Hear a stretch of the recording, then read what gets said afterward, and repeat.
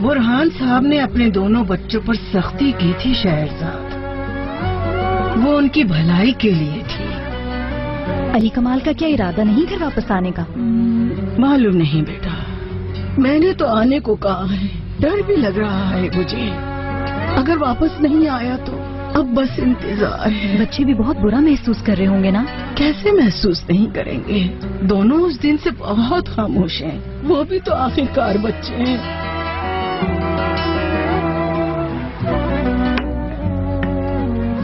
कभी तुम्हारी अली कमाल से मुलाकात हुई है क्या शहरजाद? अहमद ने मिलाया था तुम्हें उससे। दोनों भाइयों को एक दूसरे से बहुत प्यार था। कहाँ मिले थे तुम लोग? अहमद के जनाजे में मिली थी। देखो, मुझे नहीं बताया, किसी को भी नहीं बताया। मतलब तुमसे ताज़ियत करने आया होगा ना वो?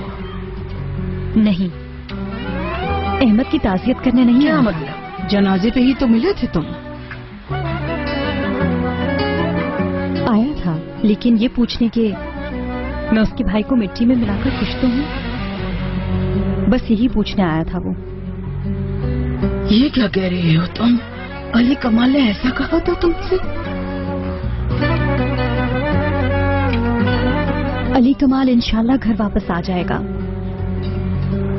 और बच्चे इंशाल्लाह अपने बाप से अलग नहीं होंगे, लेकिन मुझे सब कुछ याद है।